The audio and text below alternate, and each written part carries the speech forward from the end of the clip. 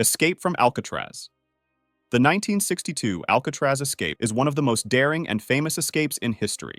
In the middle of the night on June 12, three prisoners, Frank Morris and brothers John and Clarence Anglin, implemented an extraordinary plan to escape from the maximum security penitentiary located on a rocky island in San Francisco Bay that was considered impregnable. But these men proved otherwise. The escape idea was born in the mind of Frank Morris, a criminal with an extraordinarily high IQ. The Anglin brothers, known for their tenacity and manual skills, joined him. Using rudimentary tools such as spoons and old hacksaw blades, they began digging small tunnels from their cells to an unguarded service corridor. They worked for months, covering the noise with music played on the radio. They created mannequin heads out of soap, toilet paper, and real hair, placing them in their beds to fool the guards during nighttime inspections. They also built an improvised inflatable boat with stolen raincoats glued together. On the night of June 12th, the plan finally came to a climax. Morris and the Anglins slipped through the excavated openings, reaching the roof of the prison. From there, they descended down a vent pipe and reached the ground. They crossed the yard and made their way to the edge of the island, where they inflated their dinghy and launched themselves into the cold, turbulent waters of San Francisco Bay. By dawn, the escape was discovered, triggering a massive manhunt. Despite intensive searches, the three men were never found again. Remains of their dinghy were found on the coast, but their fate remains a mystery shrouded in myth. Some believe they drowned, while others claim they managed to reach freedom. Escape of the Count of Monte Cristo. The escape of the Count of Monte Cristo is one of literature's most gripping escapes. Edmond Dantes, a young sailor unjustly imprisoned in the sinister Chateau d'If, sees his life destroyed by the betrayals of those he considered friends, falsely accused of conspiracy. In the Chateau d'If, Dantes meets Abbot Faria, an eccentric but brilliant prisoner who becomes his mentor. Faria reveals the existence of an immense treasure hidden on the island of Monte Cristo, and during his years of imprisonment, transforms Dantes into a cultured and sophisticated man. Upon Faria's sudden death, Dantes hides the abbot's body in his cell and slips into the burial sack in his place, using the ingenuity and courage he has acquired. The jailers, unaware of the exchange, throw the sack with Dantes into the deep, icy waters of the sea. Once at sea, Dantes frees himself from the sack and swims to freedom, struggling against the current. He is picked up by a smuggler's ship and, with cunning, manages to gain passage by telling a convincing story. Free at last, Dante heads to the island of Monte Cristo, where he recovers the immense hidden treasure.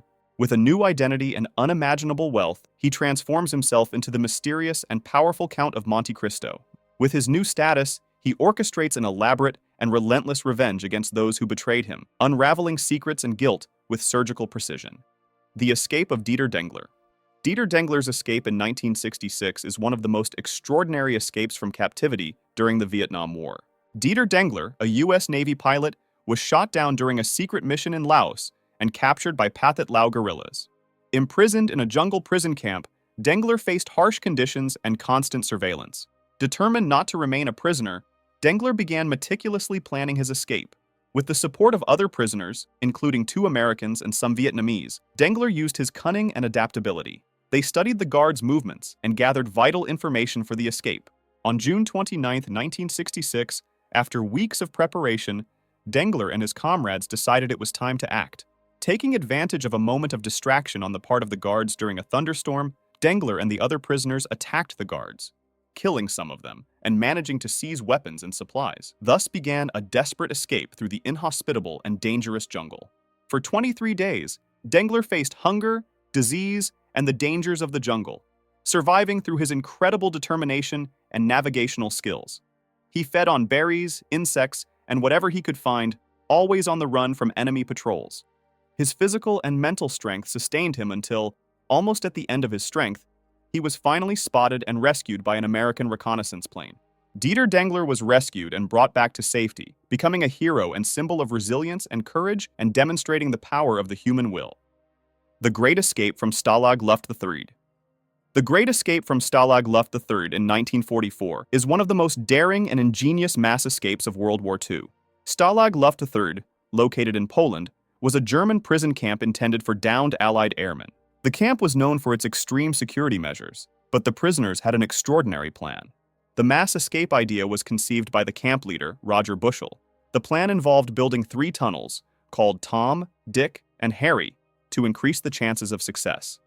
Working in secret and under constant threat of detection, the prisoners used improvised tools to dig the tunnels, which stretched more than 100 meters below the barbed wire and guard towers. Working in the tunnels was exhausting and dangerous. Prisoners had to deal with the lack of air, the risk of collapse, and the need to hide tons of earth. To transport the excavated material, they invented a system of trolleys on rails. To avoid detection, they hid the earth in the camp gardens and in the legs of their pants, scattering it surreptitiously during daily walks. On the night of March 24, 1944, 76 prisoners attempted to escape through the hairy tunnel. Wearing homemade civilian clothes and armed with false documents, the prisoners exited the tunnel one by one. However, the tunnel exit was only a few meters from the forest, and German sentries discovered the escape before everyone could escape. Despite the discovery, 76 men managed to escape in the middle of the night. The manhunt that followed was one of the largest of the war. Of the escapees, only 3 managed to reach freedom, while 50 were captured and tragically executed on Hitler's direct orders. Escape from Dannemora. The escape from Dannemora in 2015 is one of the most daring and spectacular prison escapes in recent history. Clinton Correctional Facility, located in Dannemora, New York, housed Richard Matt and David Sweat, 2 inmates convicted of murder. These men, with the help of a prison employee, managed to pull off an ingenious and dangerous plan. The plan began with Joyce Mitchell, a prison seamstress who developed a relationship with the 2 prisoners.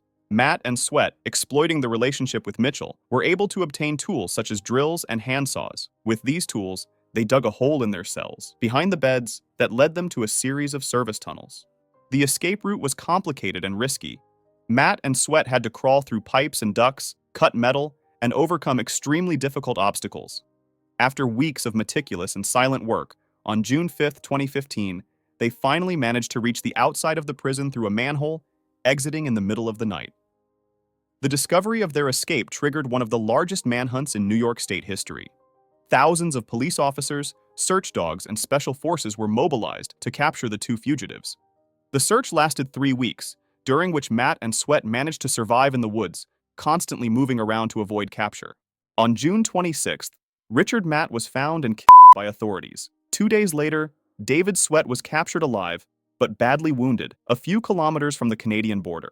Their 22-day escape revealed numerous flaws in the prison security system and led to a series of reforms in prison procedures. Don't miss the second part, which will be published soon. Please comment on this video, and if you have any suggestions to improve my videos, please let me know. Thanks.